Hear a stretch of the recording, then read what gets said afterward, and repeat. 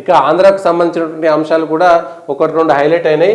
నీకు మీ నాన్న గతి అయినటువంటి అంశం ఆంధ్రజ్యోతిలో ఇక పూర్తిగా ఇటు జగన్ను వ్యతిరేకించేటువంటి వాళ్లకు సంబంధించినటువంటి వార్తలు బాగా పెరుగుతుంటాయి.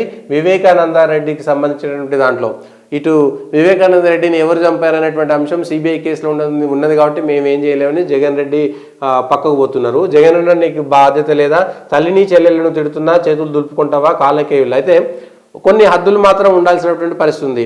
షర్మిల ఆమెకు ఇష్టం లేదు, వెళ్ళిపోయింది. ఎవరైనా సరే మేజర్గా ఉన్నటువంటి వాళ్ళు 20 ఏళ్ళు దాటినటువంటి వాళ్ళు వాళ్ళ సొంత రాజకీయ పార్టీలు పెట్టుకోవచ్చు, సపోర్ట్ చేసుకోవచ్చు. ఇతరులు విమర్శిస్తే ఒక హద్దులో వరకు విమర్శిస్తే బాగుంటుంది.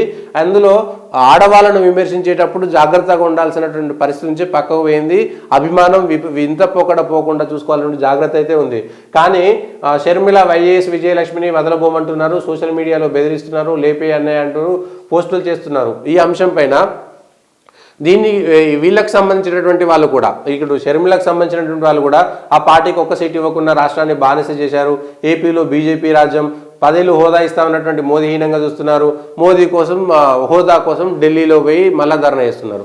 చంద్రబాబు నాయుడు బీజేపీ కలిసి పోటీ చేసినప్పుడు చివరి క్షణంలో చంద్రబాబు నాయుడు ఏదో చేయడం కోసం హోదా కోసం అన్ని జిల్లా హెడ్ క్వార్టర్లలో ధర్నాలు చేసిండు. ఇప్పుడున్నటువంటి షర్మిల గారికి ఇప్పుడు ఫ్రెండ్ కాబట్టి అంతకుముందు ఆ శత్రువుగా ఉన్నటువంటి వ్యక్తి అన్ని జిల్లాల్లో హోదా కోసం చేసిండు. అప్పుడు తెస్తే బానిస అనేటువంటి విధంగా మాట్లాడాల్సినటువంటి పరిస్థితి ఎందుకు వస్తుంది అనేటువంటి విషయం పైన స్పష్టత ఇవ్వాల్సి ఉంటుంది. ఏపీలో బీజేపీ రాజ్యం, బీజేపీ ఏమన్నా నియంత లేదంటే నిషేధితమైనటువంటి సంస్థనా, నిషేధితమైనటువంటి పార్టీయా?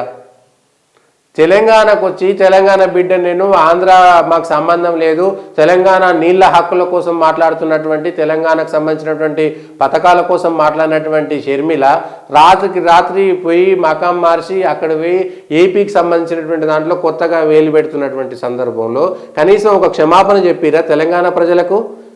తెలంగాణలో మీకోసం 100 మంది ఆస్తులు పాపం తగలబెట్టుకున్నారు కదా, వాళ్ళందరికీ క్షమాపణ చెప్పిరా?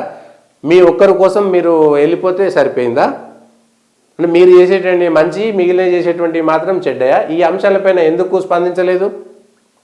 హోదాకు సంబంధించి ఇవాళ మాట్లాడేటువంటి అర్హత షర్మిలకు ఎక్కడొచ్చింది? తెలంగాణ నా రాష్ట్రం అని చెప్పి, తెలంగాణ కోడలని చెప్పి, ఆంధ్ర నాకు సంబంధం లేదని, ఆ రాష్ట్రం క్వశ్చన్ నాకెందుకని చెప్పి మీడియాలో మాట్లాడి, అంటే కనీసం మేము ఇట్లా మాట్లాడుతుంటే ప్రజలు చీ అంటారు, చీత్కరించుకుంటారు అనేటువంటి కనీసమైనటువంటి అవగాహన లేదా? ఏకాఏకిని వచ్చి నేను అందరూ ఆంధ్రుల కోసం మాట్లాడతా అని చెప్పి మణిపూర్లో ఉన్నటువంటి క్రిస్టియన్ల కోసం ఎందుకు మాట్లాడారు? ఆంధ్రాలో జరుగుతున్నటువంటి హిందువుల మీద దాడి, హిందువుల మత మార్పిడి మీద ఎందుకు మాట్లాడలేదు?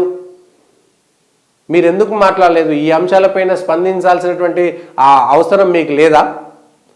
తెలంగాణలో నిప్పులు జరిగి తెలంగాణ ప్రజల ఉసురు తాకి మీరు పోతారనేటువంటి అంశం మీకు తెలియదా?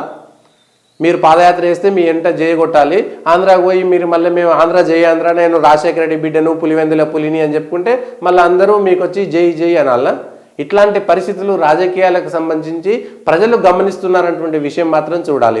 కాంగ్రెస్ పార్టీని ఆదరించారా అనేది పక్కన పెడితే కాంగ్రెస్ విధానాలు ఒకటైతే, షర్మిల చేసేటువంటి ఈ అనవసరపు ఈ అంశాల పట్ల ఆ అంశాలు పూర్తిగా కాంగ్రెస్ పార్టీని మరింత మరుగున పరిచేటువంటి అవకాశాలు మాత్రం కనబడుతున్నాయి.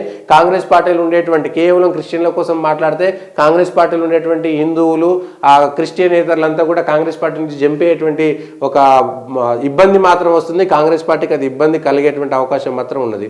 ఇది ఈరోజు ఉన్నటువంటి వార్తలు, ఈరోజు ఉన్నటువంటి వార్తా విశేషాలు.